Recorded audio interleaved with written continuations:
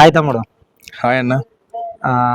షాయంపేట మండలం సింగారం గ్రామం, సింగారం యువజన నాయకుడు, అన్న బీఆర్ఎస్ పార్టీ యువజన నాయకుడు.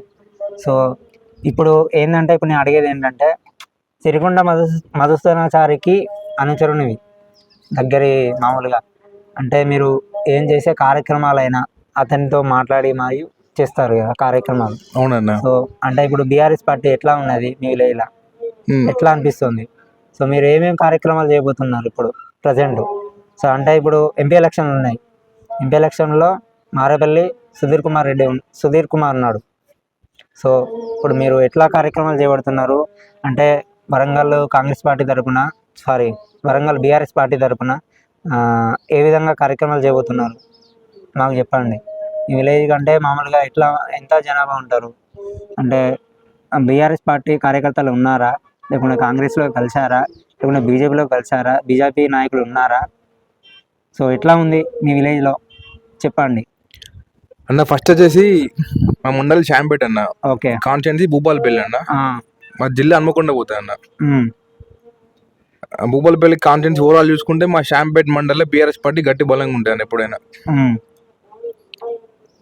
ఇప్పుడు కొందరు నాయకులు పార్టీ మారిపోతారు. కాస్ట్ వైజ్ గా అంటే ఎంత జనాభా ఉంటారు అంటే మీ విలేజ్ లో కానీ, షాయంపేట మండలానికి సంబంధించిన కానీ, అంటే బీఆర్ఎస్ నాయకులు ఎంతమంది ఉంటారు? క్యాస్ట్ వైజ్ మాది ఉన్నారా, లేకుంటే కాంగ్రెస్ పార్టీలో వెళ్ళారా, లేకుంటే బీజేపీ పార్టీలో ఉన్నారా, బీజేపీ పార్టీలోకి వెళ్ళారా అనేది చెప్పండి. ఇప్పుడు మా విలేజెస్ అన్న, ఫస్ట్ మా విలేజ్ చూసుకుందాం అన్న.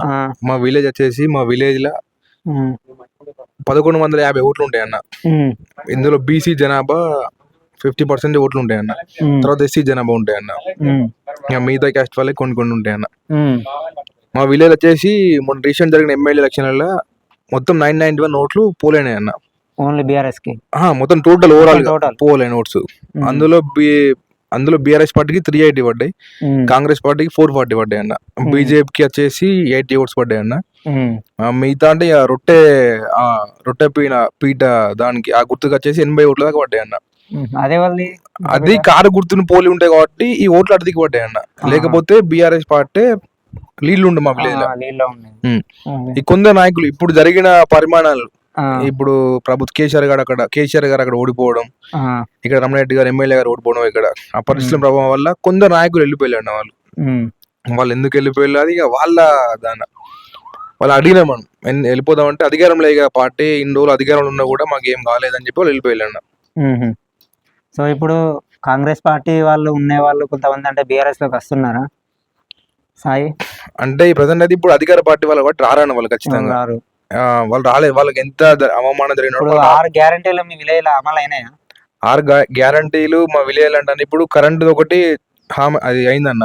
అది బిల్ వచ్చేసి 0 బిల్ చేసి కానీ ఆ బిల్ అనేది 36 డేస్ తర్వాత కొడతాలండి. అది అట్లా దాటి 200 యూనిట్ కరెంట్ దాటిపోతుంది ఎక్కువ. అది అంటే ఇప్పుడు మామూలుగా వృద్ధులకు పింఛన్ వస్తుందా? 4000? అదే కేసీఆర్ పింఛన్ వస్తుంది అన్న. 4000 పింఛన్ ఇంతవరకు వచ్చేది లేదు. అది పెళ్ళైన ఆడబిడ్డలకు మాది తులం బంగారం ఇస్తున్నాడా? తులం బంగారం ఎక్కడ అవపడతలే అన్న. అవపడతలేదు. తులం బంగారం ఉన్నప్పుడు ఎట్లా ఉండేది, ఇప్పుడు ఎట్లా ఉండేది? మరి కేసీఆర్ ఉన్నప్పుడు జనాలు అడగాలండి, మనం ఇంటర్వ్యూ కాదు. అది జనాలు వెళ్ళి అడగాలి. ఇప్పుడు పెన్షన్ తీసుకుంటాను అమ్మ, ఆ పెన్షన్ అడగాలి. రేవంత్ రెడ్డి గారు చెప్పిళ్ళు December 9కి రుణమాఫీ అన్నాడు, పెన్షన్ 4000 చేస్తా అన్నాడు. ఇప్పుడు నిన్న పెన్షన్ వచ్చినారు మా విలేజ్ లో, తీసుకున్నారు. ఒకసారి వాళ్ళ దగ్గర పోదాం మీరు ఎప్పుడు నచ్చినప్పుడు, వాళ్ళకి చెప్దాం ఎంత వస్తుంది పెన్షన్ అమ్మని. తులం బంగారం పెళ్ళని ఆడపడుచు కూడా ఈ మధ్యలో చాలా మంది ఉన్నారు మా విలేజ్ లో. పోయి అడుగుదాం తులం బంగారం వచ్చింది. ఇప్పుడు కేసీఆర్ కిట్ రాదు కానీ అంటే మామూలుగా ఇప్పుడు కేసీఆర్ కిట్ కాకుండా మామూలుగా అంతకుముందు కేసీఆర్ ఉన్నప్పుడు కేసీఆర్ కిట్ అప్పుడు కేసీఆర్ కిట్ వచ్చిందన్న. ఇప్పుడు ఏమన్నా ఉందా? ఇప్పుడు అంతేం అవపడదులే అన్న. 104 వెహికల్ అయితే అప్పుడు డాబేసి వెళ్ళిపోయాడు ఇంటికాడ ఆడపడుచులోను హాస్పిటల్. ఈ మధ్యలో వెహికల్స్ ఏం అవపడలే అన్న. వెహికల్ కూడా ఏం వస్తలేదు. సో మరి కాంగ్రెస్ పార్టీకి ఎట్లా అని కోరుతున్నారు మీరు? కాంగ్రెస్ పార్టీ ప్రభుత్వం తెలిసి ఫ్లాప్ అవుతుంది అన్న ప్రభుత్వం. అది ఇప్పుడు ఎంపీ ఎలక్షన్లలో బీఆర్ఎస్ పార్టీ గెలుస్తాయి ఖచ్చితంగా. ఎందుకంటే ఒకప్పుడు కెనాల నీళ్ళు వచ్చేది అన్న. ఇప్పుడు రైతులు మీరు ఏమని కోరుకుంటారు? రైతుల మీద ఒకటే కోరుకుంటాం. మేము రైతులకు ఒకటే కోరుకుంటాను, కేసీఆర్ గారు ఉన్నప్పుడు మీ పంటలు ఎట్లా పండినాయి, ఎండాకాలం పంటలు, చెర్లలో నీళ్ళు ఎట్లున్నాయి, కెనాల వాటర్ ఎట్లా వచ్చినాయి, ఇప్పుడు ఎట్లున్నాయి అది చూసి రైతులే చెప్తారన్న. ఈసారి ఎంపీ ఎలక్షన్లలో మోసపోయిలు వాళ్ళు. ఇప్పుడు కాళేశ్వరం ప్రాజెక్ట్ అని చెప్పి నిన్ననే కేసీఆర్ గారు చెప్పిళ్ళు టీవీ నైన్తో. అది ఒక 2-3 పిల్లలు కుంగినందుకు వాళ్ళు కాళేశ్వరమే అవసరం లేదని చెప్పిళ్ళు. ఇప్పుడు అదంతా రచ్చరచ్చ చేస్తారు. అదే కాళేశ్వరం అంటే బాగు చేస్తే బాగుంటది కదా, నీళ్ళన్నీ వస్తాయి కదా కాంగ్రెస్ వ్యవసాయ ప్రభుత్వం రైతులకు. కాంగ్రెస్ ప్రభుత్వం దాన్ని పట్టించుకోదన్న. ఇప్పుడు ఎంపీ ఇప్పుడు అప్పుడు ఎమ్మెల్యే కేసీఆర్ మీద రుద్దుతాళ్ళు. ఇప్పుడు మట్టి ఎమ్మెల్యే కొట్టి. ఎలక్షన్ లో అప్పుడు గెలవడానికి ప్రభుత్వం అది కాళేశ్వరం ప్రాజెక్ట్ ఊలిపోయింది కేసీఆర్ అని చెప్పిళ్ళు. ఉమ్, ఇప్పుడు ఎంపీ ఎలక్షన్ గెలవాలిగా, మళ్ళీ దాన్ని తీసుకొస్తారు. ఉమ్, కానీ నిన్న కేసీఆర్ గారు చెప్పిళ్ళు టీవీ నైన్కి వచ్చి, ఉమ్, ఏమని చెప్పిళ్ళు, కాళేశ్వరం అంటే కొన్ని దానికి ప్రాజెక్టులు ఉంటాయి, ఉమ్, కొన్ని అవి కట్టండి ఏంటి, దానికి అన్నారం బ్యారేజ్ ఉంటుంది, మల్లన్న సాగర్ బ్యారేజ్ ఉంటాయి, సమ్మక్క సారక్క బ్యారేజ్ ఉంటాయి, ఇవన్నీ ఉంటాయి అన్న. ఉమ్, అల్లో ఒక ఈ మేడిగడ్డ బ్యారేజ్ అని అల్లో ఒక పార్ట్ అన్నది. ఉమ్, ఆ పార్టులో అల్లో 2-3 పిల్లలు కుంగినాయి అంతే అన్న. ఉమ్, ఆ పిల్లర్లను చెడి చేస్తే కాళేశ్వరం బ్రహ్మాండంగా ఉంటుంది అన్న. ఉమ్, అంతేనా? ఈ ప్రభుత్వం చేయలేని పరిస్థితి అన్న. ఉమ్, రైతుల మీద రుద్దడానికి అంతే, ఏం లేదు. ఇప్పుడు కేసీఆర్ మీద రుద్దితే మళ్ళీ ఎంపీ ఎలక్షన్ గెలుస్తారని ఉమ్. ఆల్మోస్ట్ తెలంగాణ రాష్ట్రం రైతులందరికీ అర్థమైపోయింది కాంగ్రెస్ ప్రభుత్వం గురించి. ఈ సో ప్రభుత్వం ఇప్పుడు మరి కాంగ్రెస్ ప్రభుత్వం ఎంపీ ఎలక్షన్లు అంటే గెలుస్తారా, లేకుంటే బీజేపీ వస్తుందా, లేకుంటే బీఆర్ఎస్ వస్తుందా? ఎట్లా ఉంది? అన్ని ఇప్పుడు బీజేపీ పార్టీ గెలిచిన ఒకవేళ, ఉమ్, ఇప్పుడు నరేంద్ర మోడీ గారు అక్కడ పిఎం అయితే ఆ, ఈ ఎంపీలు ఏం మాట్లాడారండి అసెంబ్లీ అక్కడ పార్లమెంట్ లో. ఆహా, ఈ కాంగ్రెస్ పార్టీ ఎంపీలు కూడా ఏం మాట్లాడారండి, తెలంగాణ ఖచ్చితంగా ఏం మాట్లాడారు వాళ్ళు. ఉమ్, మళ్ళీ బీఆర్ఎస్ పార్టీలు గెలిస్తేనే పార్లమెంట్ లో కొట్లాడతారు వాళ్ళు తెలంగాణకు వచ్చే నిధుల గురించి. ఉమ్, ఇప్పుడు మీరు చూసే ఉంటారన్న, ఇప్పుడు మొన్న కేసీఆర్ గారు ఎంపీలు మొన్న ఉమ్, మన ప్రభుత్వంలో గెలిచిన ఎంపీలు ఎన్ని క్వశ్చన్లు అడిగిళ్ళు పార్లమెంట్ లో, బీజేపీ తరపున ఎంపీలు ఎన్ని క్వశ్చన్లు అడిగిళ్ళు, కాంగ్రెస్ పార్టీ ఎన్ని క్వశ్చన్లు అడిగిళ్ళు, ఉమ్, అది చూసే ఉంటారు మీ లిస్ట్ అది. ఉమ్, దాని ప్రకారంగా మన తెలంగాణ నిధుల కోసం రావాలంటే, తెలంగాణ గొంతు పార్లమెంట్ లో వినబడాలంటే బీఆర్ఎస్ పార్టీలు గెలవాలన్న. ఉమ్, బీజేపీ గెలిచినా కాంగ్రెస్ గెలిచినా సైలెంట్గా ఉంటారు వాళ్ళకి అంతే, ఏం మాట్లాడిన పరిస్థితి అన్న వాళ్ళు. ఉమ్. ఇప్పుడు మరి చూస్తే బీఆర్ఎస్ ఎంపీ రేఖలు తగ్గుతూ ఉన్నాయి, గ్రాఫ్ పడిపోయింది. మరి ఇప్పుడు నిన్నటి ఏమంటారు మీరు? అన్న నిన్న కేసీఆర్ గారు పెట్టిన టీవీ నైన్ డెబ్యూట్ తోని ఆటోమేటిక్ గా పెరిగిపోతాయి అన్న. ఇప్పుడు బస్ యాత్ర స్టార్ట్ అయింది కదా ఆల్రెడీ. ఖచ్చితంగా బీఆర్ఎస్ పార్టీ ఎంపీ ఎలక్షన్లలో విజయ దుందుబి మోగిసా అన్న. సో ఇప్పుడు సిరికొండ అనుచరుడివి అన్న, సో అంటే మీ నాన్న ఏంటి అప్పుడు, అంటే చనిపోయాడు మీ నాన్న? మా నాన్న చనిపోయింది అన్న. మా నాన్న ఏం జరిగింది? 2014 లో మా నాన్న చనిపోయింది అన్న. 2019 లో మా నాన్న కిడ్నీ ఆపరేషన్ అయింది అన్న. దానికి సంబంధించి అప్పుడు స్టేట్ ఇంకా డివైడ్ కాలే అన్న. దానికి సంబంధించి మాకు ఒక 20 లక్షల అప్పులాగా అయినాయి అన్న. మా అమ్మ కిడ్నీ ఇచ్చింది మా నాన్నకి. అప్పుడు మధుసూనాచారి గారు మా విలేజ్ లో పోలేపల్లి శివారెడ్డి అన్న ఉంటాడు, ఒక లీడర్, ఇప్పుడు ప్రెసెంట్ కాంగ్రెస్ పార్టీ.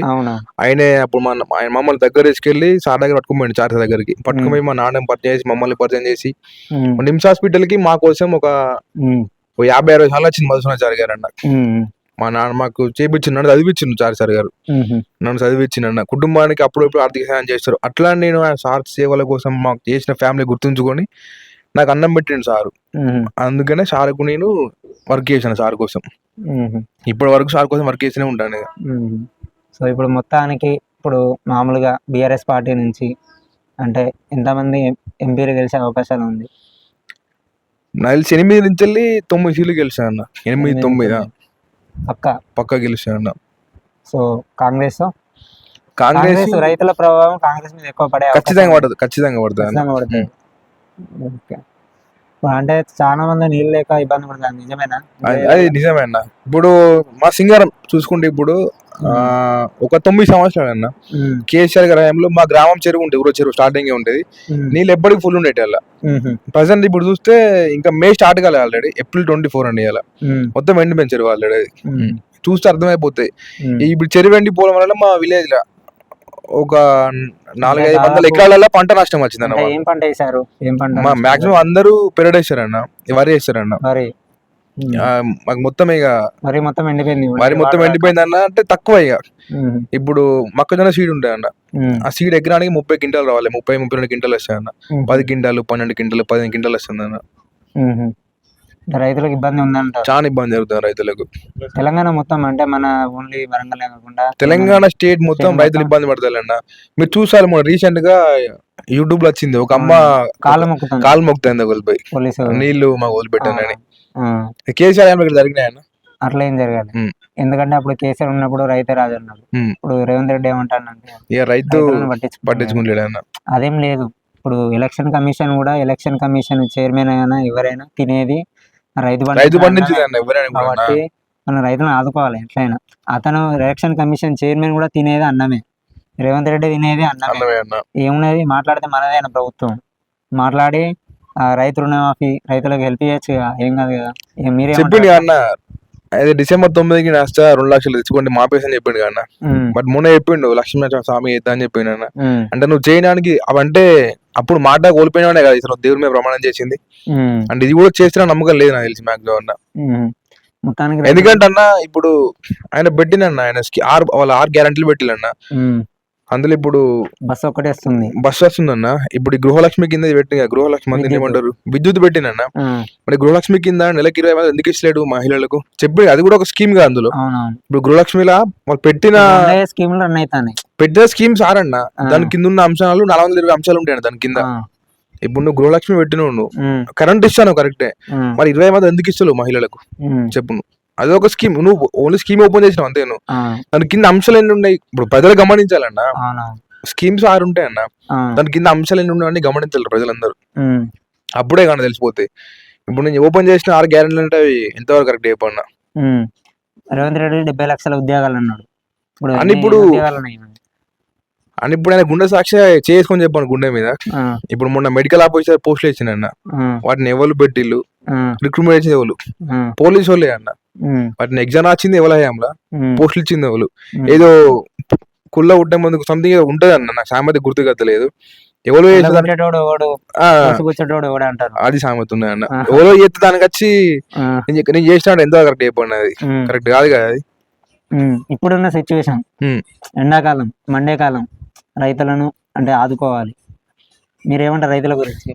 ఆల్రెడీ ప్రభుత్వం చేజారిపోయింది రైతులను ఆదుకునేది. ఇప్పుడు వల్ల ఎంపీ ఎలక్షన్ ఓట్లు చాలా దెబ్బ రైతులు గమనిస్తారన్న, వాళ్ళు చూస్తారు ఆల్రెడీ.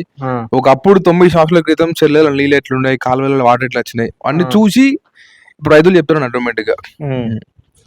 ఇప్పుడు ప్రతి రైతు కొడుకన్నా బీటెక్ చేసాలన్న, సాఫ్ట్వేర్ జాబ్ చేస్తారు, మీరు చూసే ఉంటారు. ఇప్పుడు హైదరాబాద్ మొత్తం, ఇప్పుడు కరీంనగర్, హైదరాబాద్, మన వరంగల్ కూడా ఐటీ వచ్చినాయి అన్న. ఇప్పుడు ప్రతి రైతు కుటుంబంలో ఒక బిడ్డ ఖచ్చితంగా జాబ్ చేశాను, చిన్న జాబ్ నాన్ ఐటీ ఖచ్చితంగా చేశానన్న. జాబ్ చేసుకుంటా రైతులు మోసపోయిల్లన్న, కొన్ని మాటలకు మోసపోయిల్లు. ఇప్పుడు అనుభవిస్తారు రైతులు కూడా, వాళ్ళు అర్థమైంది మళ్ళీ వాళ్ళకు, అరే మంచి చేసే కేసీఆర్ పోగొట్టుకున్నాం మనం అని. ఖచ్చితంగా ఎంపీ ఎలక్షన్లలో కాంగ్రెస్ పార్టీ గుణపడడం తగ్గుతుంది అంతే అంటావు? ఖచ్చితంగా. సో ఇప్పుడు మొత్తానికి ఇప్పుడు రేవంత్ రెడ్డి పాలన ఎట్లున్నది, అప్పుడు ఎట్లున్న అంటే ఇప్పుడు ఎట్లున్నది, అప్పుడు కేసీఆర్ హయాంలో కేసీఆర్ పాలన ఎట్లా ఉన్నది, ఒకవేళ ఇప్పుడు బీజేపీ ఎంపీ ఎలక్షన్లో గెలిస్తే వాళ్ళది ఎట్లా ఉండబోతుంది, ఎట్లా ఉంటుంది చెప్పండి? బీజేపీ అంటే తెలంగాణ గెలవదు అన్నది, కష్టం బీజేపీ గెలవాలంటే. ఎంపీ సీట్లను 4 స్టేట్లలో బీజేపీ హయాం ఎక్కువ నడుస్తుంది అన్న. సో మన తెలంగాణకి వచ్చే వరకు తగ్గుతుంది. ఒకవేళ ఇప్పుడు వచ్చే అవకాశం ఉండదు అంటారు. బీజేపీ తెలంగాణ రావాలంటే నాకు తెలిసి ఒక 20-30 సంవత్సరాలు కావాలన్న, తర్వాత బీజేపీ ఫామ్ అయితే కావచ్చు. ఒకవేళ అయితే అన్ని స్టేట్లలో బీజేపీ హయాం ఎక్కువ నడుస్తుంది, కానీ మా స్టేట్ ఎందుకు నడుస్తలేదు మరి? అదే బీజేపీ మా స్టేట్ లో ఫామ్ కావాలంటే 20-30 సంవత్సరాలు కావాలి. నెక్స్ట్ మళ్ళీ ఇప్పుడు ఖచ్చితంగా ఈ ప్రభుత్వం కూలిపోయినా నెక్స్ట్ మళ్ళీ సార్వత్రిక ఎన్నికలు వచ్చినా కేసీఆర్ సీఎం అయితే బీఆర్ఎస్ పార్టీ ఫామ్ అవుతాయి మళ్ళీ, అంతే అంటారు? ఖచ్చితంగా. ఇప్పుడు ఎంపీ ఎలక్షన్ లో మొత్తానికి ఖచ్చితంగా బీఆర్ఎస్ పార్టీ ఆధిక్యం ఉంటాయి అన్న సీట్లలో. మనకున్న 17 సీట్లలో ఖచ్చితంగా బీఆర్ఎస్ పార్టీ ఎక్కువ మెజారిటీ ఛానల్ గెలిచి ఉంటది. ఇప్పుడు వరంగల్ ఎంపీ ఖచ్చితంగా అన్న, ఇప్పటికీ తెలంగాణ ప్రభుత్వం వచ్చిన కాంచెల్లి 2 సార్లు బీఆర్ఎస్ పార్టీ గెలిచింది. ఖచ్చితంగా ఈసారి కూడా బీఆర్ఎస్ పార్టీ గెలిచాయి అన్న. ఎందుకంటే ఇప్పుడు కటెం సీఆర్ గారు పార్టీలు ఉండి పార్టీని మోసం చేసి వెళ్ళిపోయింది అన్న. ఆర్ రమేష్ గారికి టికెట్ ఇద్దాన్నా కూడా అదే వెళ్ళిపోయింది అన్న. ఖచ్చితంగా ప్రజలు గమనిస్తారు. ఇప్పుడు ఐఏఎస్ మన మామూలుగా జెడ్పీటీసీ చైర్మన్ అంటాను, ZP chairman Sudheer Kumar. So ఇప్పుడు ఆయనకు ఎస్సీ అదను పరంగా ఓట్లు ఎక్కువ పడే అవకాశాలు ఉన్నాయి దానికి? ఖచ్చితంగా పడతాయి అన్న. ఎందుకంటే కేసీఆర్ గారు దళిత బంధు లాంటి స్కీములు పెట్టిల్లన్న. ఇప్పుడు ఆల్రెడీ శాంక్షన్ ఉన్నాయి కొంచెం దళిత బంధు, అప్పుడు ఎలక్షన్ ముందు శాంక్షన్ ఉన్నాయి, బట్ వాళ్ళకి అమౌంట్ వేసలేరు ఇప్పుడు ప్రభుత్వం. ఈ దళితులు కూడా గమనిస్తారన్న, రైతులు, ఈ బీసీలు, విద్యార్థులు, నిరుద్యోగులు అందరు గమనిస్తే ఖచ్చితంగా బీఆర్ఎస్ పార్టీకి ఓటేకేసారన్న. అప్పుడు మన బల్మూరి వెంకటనే మాట్లాడిండు 46 జీవో గురించి, విద్యార్థుల కోసం మాట్లాడిండు. బట్ ఇప్పుడు గత ఆయనకి ఎమ్మెల్సీ కానీ అవపడలేదు అసలుకి బల్మూరి వెంకట్. యూట్యూబ్ లో కూడా కొడితే అత్తలేడు ఎక్కడ ఉన్నాడు అసలుకి. అప్పుడు మాట్లాడిండు అన్న, నిరుద్యోగుల గురించి 43 గురించి మాట్లాడిండు. బట్ ఇప్పుడు యూట్యూబ్ లో కొట్టిన ఏడే కొట్టినా కానీ అవపడలేదు, చాలా బద్దలేడు ఆయన. ఓకే ఓకే తమ్ముడు, చాలు ఇక. ఓకే, చాలా థ్యాంక్ యూ. ఎక్కువ అయింది ఇప్పటికే. ఓకే అన్న, ఓకే, మాకు ఇంటర్వ్యూ ఇచ్చినందుకు చాలా ధన్యవాదాలు. థ్యాంక్ యూ అన్న. ఓకే, ఆఫ్ చేయ.